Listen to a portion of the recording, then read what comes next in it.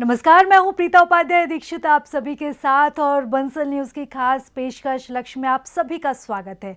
अगर आप भी अपने करियर को सुनिश्चित करना चाहते हैं तो ये कार्यक्रम आपके बहुत काम का है, क्योंकि हमारे इस प्रोग्राम में एक्सपर्ट्स करेंगे आपका मार्गदर्शन और बनेंगे लक्ष्य हासिल करने में आपके मददगार।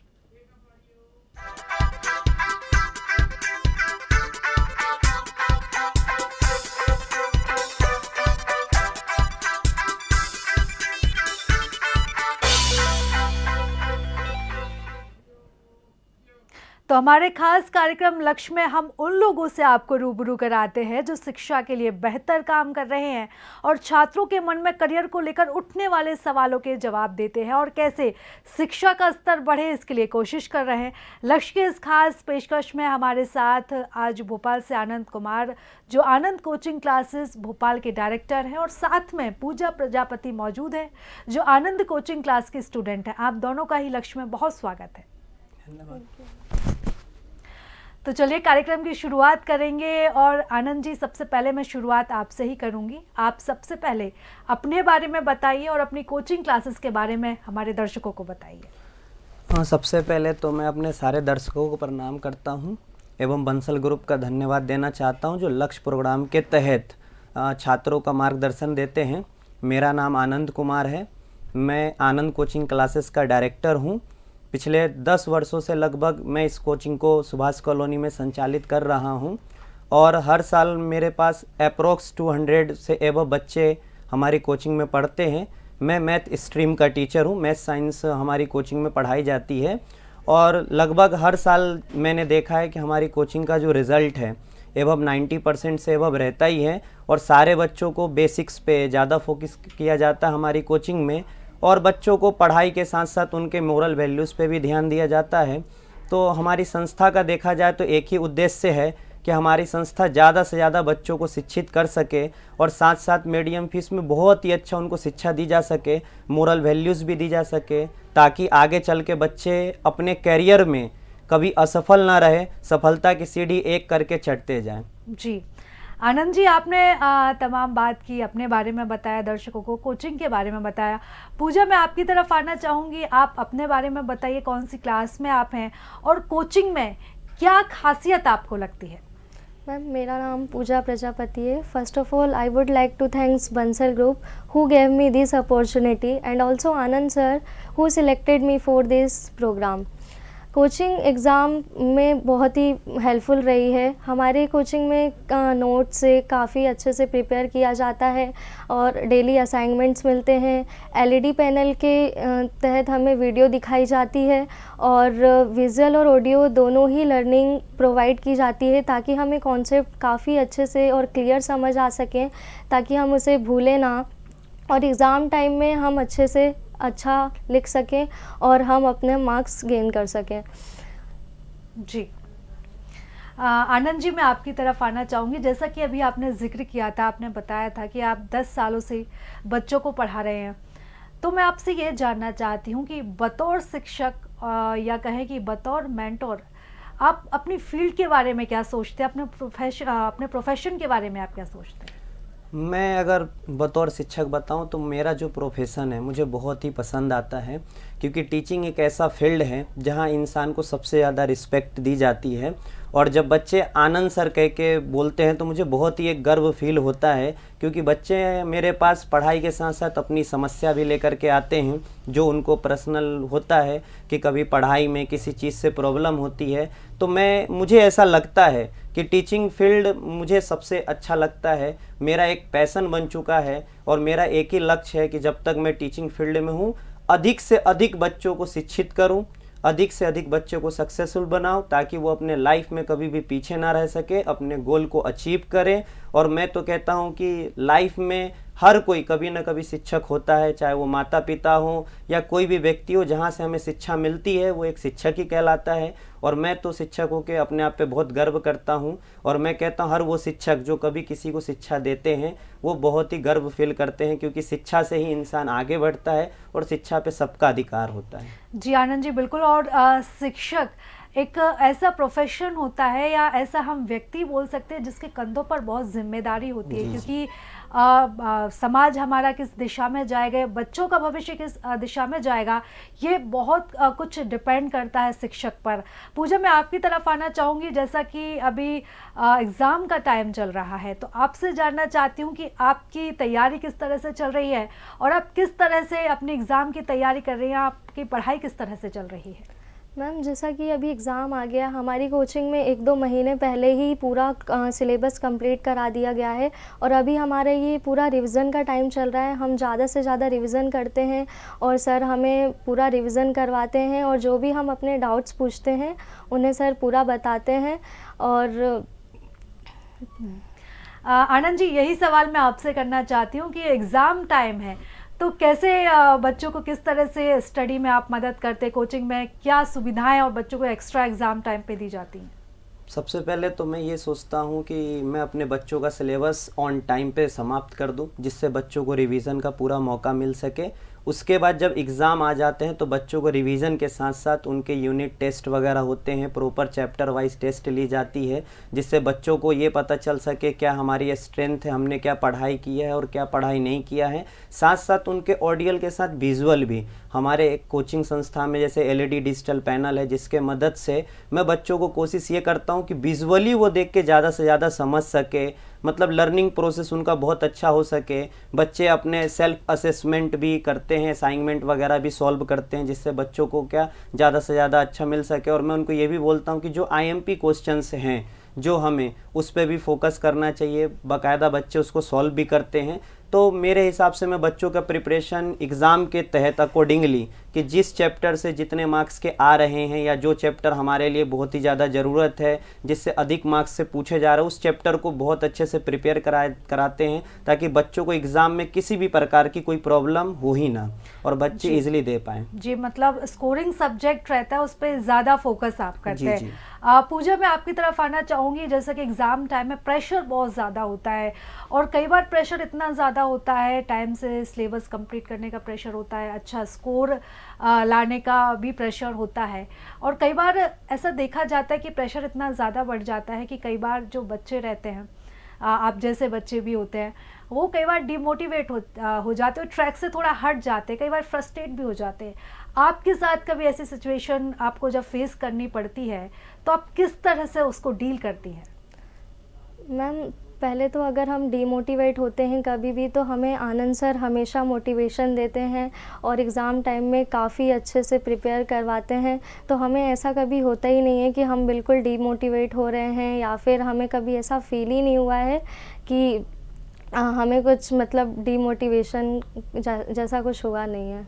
जी, आनंद जी, यही सवाल मेरा आपसे है। जैसा कि कंपटीशन का दौर है और जितना प्रेशर बच्चों के ऊपर होता है, उतना प्रेशर आप जैसे शिक्षकों के ऊपर भी उतना ही प्रेशर बराबरी का होता है। आप कैसे अपने प्रेशर को डील करते हैं, और जब आप जैसे शिक्षकों को स्ट्रेस होता है तो आपका क्या तरीका होता है अपने स्ट्रेस को दूर करने का? हाँ, सबसे पहले तो मैं मैडम ये कहना चाहूँगा कि स्ट्रेस एक नैतिक प्रक्रिया है। मतलब ये होता ही, अगर कोई बच्चा या कोई टीचर अगर अधिक मेहनत करता हो और बच्चे में अगर वो ग्रोथ ना दिखे तो स्ट्रेस हो ही जाता है। लेकिन मैं कोशिश ये करता हूँ कि मैं अपने आप पे पूरा विश्वास रखता हूँ, अपने टीचिंग पे और अपने बच्चों पे फुल कॉन्फिडेंस रखता हूँ कि बच्चे अगर मैं अच्छे से कराऊंगा तो बच्चे करेंगे। फिर भी अगर बच्चे स्ट्रेस में आ जाते हैं या मैं स्ट्रेस में आता हूँ, मैं कोशिश ये करता हूँ कि सब चीज़ें ऑन टाइम हो जाए, क्योंकि ऑन टाइम होने के बाद क्या होता है कि स्ट्रेस होती नहीं है। बच्चों को ऐसा लगता है कि मैं ईजिली इस चीज़ को कर लूँगा। हाँ, स्ट्रेस तब होता है जब बच्चे किसी चीज़ को ऑन टाइम नहीं कर पाते हैं या वो ज़्यादा फ्रस्ट्रेटेड हो जाते हैं, तो उनको ऐसा लगता है कि ये चीज़ें मेरी छूट गई है। तो मैं कोशिश करता हूँ एक्स्ट्रा क्लास की मदद से या किसी भी प्रकार से एक्स्ट्रा टाइम दे करके बच्चों को वो रिलीफ़ किया जाए स्ट्रेस से, ताकि वो ज़्यादा से ज़्यादा पढ़ाई कर सकें और बहुत अच्छे से अपने लाइफ को आगे बढ़ा सकें।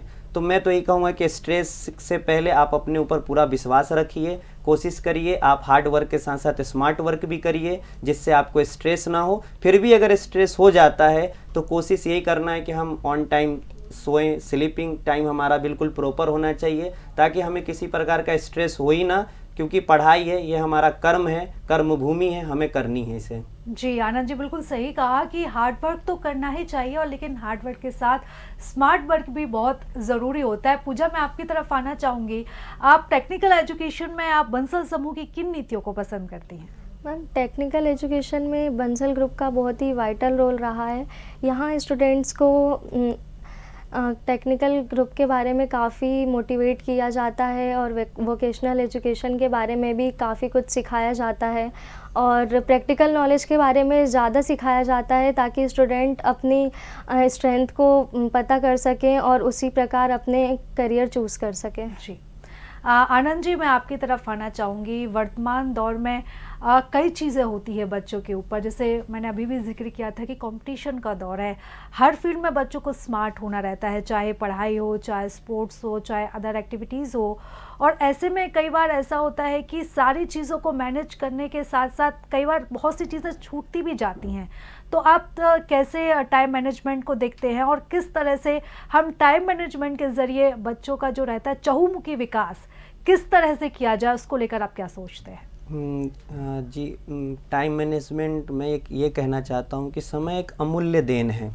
टाइम से ज़्यादा इम्पोर्टेंस आज के दुनिया में किसी चीज़ की नहीं है, क्योंकि जितने भी सक्सेसफुल लोग हुए हैं दुनिया में या जितने भी लोग आज पॉपुलर हैं, सब समय की वजह से ही हैं। तो मैं ये कहूँगा कि सबसे पहले तो बच्चों को टाइम को मैनेज करना सीखना चाहिए कि हम कैसे टाइम को मैनेज कर सकें, क्योंकि क्या होता है बच्चे टाइम मैनेज नहीं करते तो उनका बहुत सारी चीज़ें छूट जाती है, क्योंकि उनको ये पता ही नहीं होता है कि हमें करना क्या है। तो सबसे पहले उनको एक टाइम टेबल बनाना चाहिए, उसके अनुसार से देखना चाहिए कि हम किस टाइम में फ्री हैं। फ्री टाइम में ही उन्होंने अपने जो एक्स्ट्रा करिकुलम एक्टिविटीज़ होता है जो बच्चे करते हैं उनको फ्री टाइम में करना चाहिए। जो अपना एक स्टडी का टाइम है उसे स्टडी के टाइम पे मेहनत करनी चाहिए। उसके बाद भी अगर कोई चीज़ छूट जाती है तो जो हमारा लीव डे होता है या जो हमारा रेस्ट डे होता है उस दिन उसको कवर कर लेना चाहिए, क्योंकि समय से जो व्यक्ति समय का उपयोग कर ले आज के डेट में वो सबसे ज़्यादा सक्सेसफुल होता है। तो मैं कहूँगा कि छात्रों को टाइम मैनेजमेंट सीखना चाहिए, नॉलेज लेना चाहिए, क्योंकि आजकल टेक्निकल जगह है, कहीं से भी सीख सकते हैं। किसी टीचर से पूछना चाहिए कि how to use my time, ऐसे बात, या गूगल भी कर सकते हैं। मतलब आप टाइम को जब तक मैनेज नहीं करेंगे आप अपने लाइफ में सक्सेसफुल नहीं हो पाएंगे, क्योंकि हमारा अधिकतर समय अननेसेसरी वर्क में चला जाता है। तो हमें कोशिश यही करनी चाहिए कि अपने फ्री टाइम में वो सारा वर्क करें और ज़्यादा से ज़्यादा हम टाइम को मैनेज करें, अपने उपयोगी टाइम को, जिसमें हम कुछ कर सकते हैं। पूजा, टाइम मैनेजमेंट की बात हो रही है तो मैं आपसे जानना चाहूँगी कि आपकी हॉबीज़ क्या हैं और आप पढ़ाई के साथ साथ कैसे उनको कैरी करती हैं और कैसे अपना टाइम मैनेजमेंट सारी चीज़ों को लेकर करती हैं? मैम मेरी हॉबीज़ तो रीडिंग बुक्स है। ज़्यादातर मैं बुक्स रीड करना बहुत ज़्यादा पसंद करती हूँ और प्रॉपर स्टडी के लिए टाइम मैनेजमेंट का होना काफ़ी ज़्यादा ज़रूरी है, क्योंकि हमें पता ही नहीं चलता, हम थोड़ा सा खाना खाते हैं, मस्ती करते हैं, टाइम कब चला जाता है हमें बिल्कुल समझ नहीं आता। तो उसके लिए हाँ, हमें प्रॉपर टाइम टेबल बनाना चाहिए, पहले ही गोल सेट कर लेना चाहिए कि आज हमें दिन में क्या करना है क्या नहीं, उसके हिसाब से अपनी प्रिपरेशन को जारी रखना चाहिए। जी आनंद जी, जैसा कि पूजा ने बोला कि वो किस तरह से बता रही हैं कि अपना गोल सेट कर लेना चाहिए, लेकिन आनंद जी कई बार आपने देखा होगा कई बच्चे आपके सामने ऐसे भी होते होंगे जो आखिरी समय तक अपना गोल सेट नहीं कर पाते। असमंजस की स्थिति थोड़ा सा उनमें रहती है, थोड़ा कंफ्यूज रहते हैं। परिवार वाले कुछ बोल रहे हैं, दोस्त कुछ बोल रहे हैं, इधर से कुछ और कहा जा रहा है, तो बच्चे कंफ्यूज हो जाते हैं कि आखिर उन्हें करना क्या है अपनी फील्ड को लेकर, या भविष्य में वो किस फील्ड में आगे बढ़ना चाहते हैं। जब इस तरह के आप बच्चे देखते होंगे जो थोड़ा कंफ्यूज माइंड रहते हैं, तो कैसे आप उनको डील करते हैं और क्या तरीका उनको आपका गाइड करने का रहता है? वाकई में मेरे पास ऐसे बच्चे आते हैं जो अपने करियर को लेकर कंफ्यूज रहते हैं। तो मैं उनको यही बोलता हूँ कि बेटा सबसे पहले आप अपनी स्ट्रेंथ को पहचानिए, अपने कॉन्फिडेंस को रखिए। ये नहीं करना है कि जैसे किसी ने हमें बोल दिया कि इसमें ज़्यादा सक्सेसफुल हम उनकी सुन के और ये करने लगे। एक बहुत अच्छी कहावत है, सुनो सबकी करो अपनी दिल की। तो मैं यही कहना चाहूँगा बच्चों से कि जितने भी बच्चे हैं पहले सबसे पहले अपनी स्ट्रेंथ को पहचानिए, फिर अपने आप से पूछिए कि आपको किस फील्ड में ज़्यादा इंटरेस्ट आता है, क्योंकि जब वर्क इंटरेस्ट के साथ जुड़ जाता है ना तो उस काम को करने का मज़ा ही कुछ और होता है। फिर बच्चे हंसते खेलते उसमें इतने जल्दी सक्सेसफुल हो जाते हैं कि लोगों को इस चीज़ का पता ही नहीं होता है। तो मैं अपने बच्चों को यही बोलता हूँ कि पहले आप अपने स्ट्रेंथ को पहचानिए, जितना हो सकता है उसको पहचानिए। आपका दिल क्या कहता है, आप किस फील्ड में वर्क करना चाहते हैं, आपको टेक्निकल फील्ड पसंद है, कोई स्किल्स पसंद है, उसको पहचानिए, फिर अपने जॉब्स कैरियर की चुनाव कीजिए ताकि आप उसमें सक्सेसफुल ईजिली हो जाए। क्या होता है, कभी बार हम माता पिता के प्रेशर में या समाज के प्रेशर में कोई ऐसी फील्ड सेलेक्ट कर लेते जो हमें इंटरेस्ट ही नहीं होता, तो हम क्या करते, उस इंटरेस्ट नहीं होता है, हम अपना ज़्यादा समय कहाँ बर्बाद कर देते हैं, इंटरेस्ट के पीछे, जो हमारा इंटरेस्ट होता है। तो हमें ऐसा करना चाहिए कि हमें वही स्किल्स, वही जॉब चुननी चाहिए जिससे क्या हमारा इंटरेस्ट रहे और हम ज़्यादा से ज़्यादा उसमें आगे बढ़ सके। जैसे किसी को कंप्यूटर पसंद है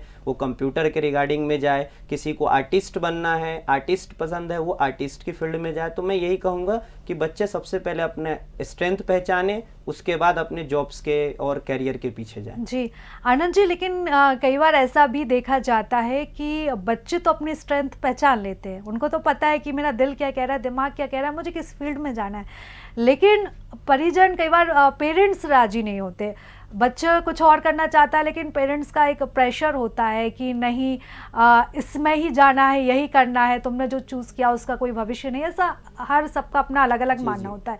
जब ऐसे पेरेंट्स या बच्चों की इस तरह की शिकायतें आप पहुंचती होगी तो क्या आप पेरेंट्स के साथ आप मीटिंग करते हैं या काउंसलिंग जो होती है, पेरेंट्स काउंसलिंग क्या की जाती है और किस तरह से आप फिर उनको गाइड करते हैं?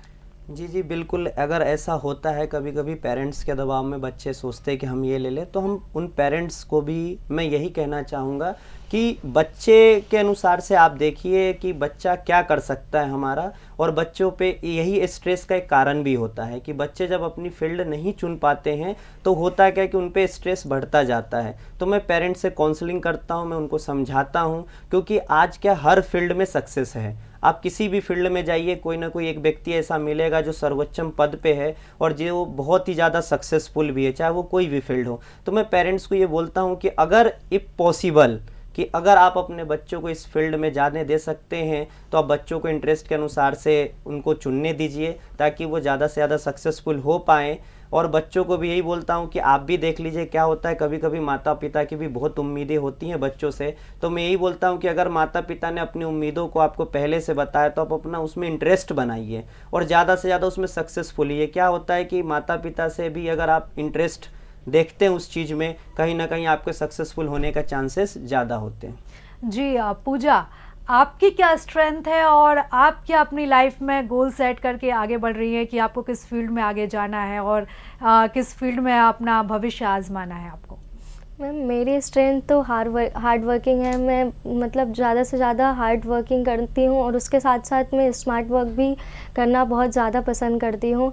मुझे आगे जी किस फील्ड में आप जाना चाहती है? क्या अभी आपने सोचा है या अभी अभी तो मुझे 12th अच्छे से गुड मार्क्स स्कोर करने हैं 12th में और उसकी मेरी प्रिपरेशन चल रही है। इसके बाद जैसे ही मेरे मार्क्स आएंगे उसके अकॉर्डिंग मैं अपना करियर सिलेक्ट करूँगी। जी आनंद जी, मैं आपकी तरफ आना चाहती हूँ कि टेक्निकल एजुकेशन को आप कैसे देखते हैं और वर्तमान दौर में इसकी क्या उपयोगिता आप समझते हैं?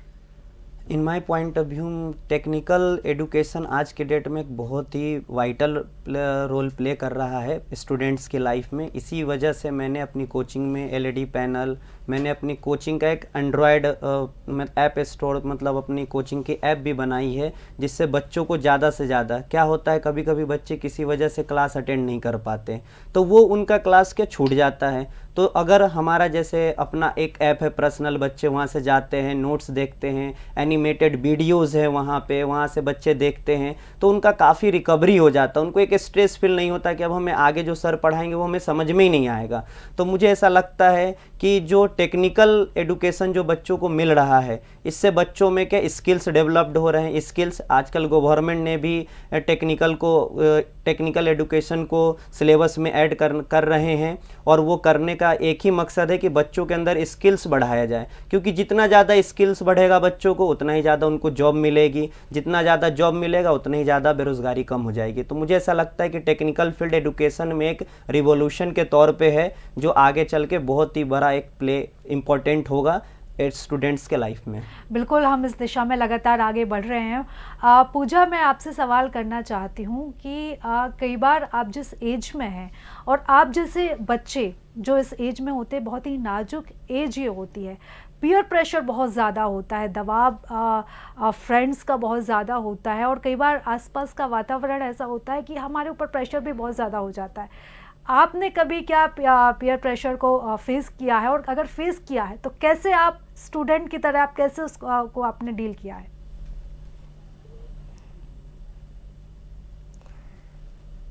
जी चलिए आनंद जी, यही सवाल मैं आपसे करना चाहती हूँ कि जब बच्चे पीयर प्रेशर फेस करते हैं, और बहुत से बच्चे जो देख रहे होंगे जो पूजा के एज ग्रुप के होंगे, और कई बार वो उस तरह का जो प्रेशर फील करते हैं, तो उनको क्या करना चाहिए? पहली बात तो प्रेशर लेने की कोई आवश्यकता नहीं। मैं बच्चों को यही बोलना चाहता हूँ कि आपको फेयर प्रेशर की आवश्यकता ही नहीं है। जब आप मेहनत करते हैं, हार्ड वर्क करते हैं, तो आपको अपने आप पे विश्वास होता है। जैसे अभी भी कुछ बच्चे आए, सर मेरे एग्जामिनेशन आने वाले हैं, मुझे बहुत डर लग रहा है, तो मैं उनको यही बोलता हूँ कि आपने साल भर पढ़ाई किया है, तो आपको कुछ ना कुछ उसके बारे में आता है, आप उसके बारे में जानते हैं, तो आपको डरने की आवश्यकता नहीं है। फिर भी अगर डर होता है तो वो एक इम्पोर्टेंट अपना ये कह सकते हैं कि एक्टिविटीज़ होता है। हमने कभी ये चीज़ नहीं किया होता है, डर लगता है, क्योंकि बच्चे पहली बार बोर्ड का पेपर देते हैं, तो ये सबके लिए कॉमन होता है। उसको बिल्कुल नॉर्मल वे में लेना चाहिए। हमेशा उससे क्या करना चाहिए, एक प्रकार से देखना चाहिए कि हम अपनी मेहनत पे ज़्यादा विश्वास रखना चाहिए कि हमने इतनी मेहनत की है, तो हमें ये विश्वास होना ही चाहिए कि हम मुझ में फियर आए ना, फिर भी आ जाए, उसको एकदम बिल्कुल नॉर्मल लेना चाहिए। घबराने की कोई आवश्यकता नहीं है। अच्छे से आप अपनी तैयारी कीजिए, अपने पे विश्वास कीजिए और आगे बढ़ते जाइए। जी आनंद जी, तमाम दर्शक जो देख रहे हैं, कई पेरेंट्स भी होंगे, बच्चे भी होंगे, अंत में एक छोटा सा संदेश आप अपनी तरफ से क्या देना चाहते हैं? मैं अंत में सभी पेरेंट्स को और बच्चों को भी यही संदेश देना चाहता हूं। सबसे पहले तो मैं सभी बच्चों को best of luck for exam बोलना चाहता हूं, क्योंकि उनके लिए बहुत ही महत्वपूर्ण दौर चल रहा है। ये गोल्डन टाइम है बच्चों का, क्योंकि एग्जामिनेशन ही है जो बहुत बच्चों का करियर भी डिसाइड करता है। तो मैं तो उनको यही संदेश दूंगा कि आप अपना जो है फ्यूचर सिक्योर करें, बहुत अच्छे से तैयारी करें, पेपर दें, अपने लाइफ में आगे बढ़े। और अल्बर्ट आइंस्टीन की जो एक लाइन मुझे बहुत अच्छी लगती है, वो मैं कहना चाहूँगा, if you want to become a person of success, you become a person of value. मतलब आपको सक्सेस से पहले अपनी वैल्यू बढ़ानी है, तो अपनी कीमत बढ़ाइए, आप जरूर आगे बढ़ेंगे और सबसे ज़्यादा सक्सेसफुल हो जाएंगे। बिल्कुल आनंद जी, आपने बिल्कुल सही बोला कि अगर जब तक अपनी वैल्यू नहीं होगी, अपनी खुद की कीमत नहीं होगी, तो सफलता हमारे पास नहीं आएगी। बहुत बहुत धन्यवाद आप दोनों का। आनंद जी, बहुत सार्थक संवाद हमारा रहा, हमसे हमारे साथ जुड़ने के लिए आप दोनों ही मेहमानों का बहुत धन्यवाद। तो आज के लिए बस इतना ही, और ताज़ा अपडेट के लिए जुड़े रहिए बंसल न्यूज़ के साथ। नमस्कार।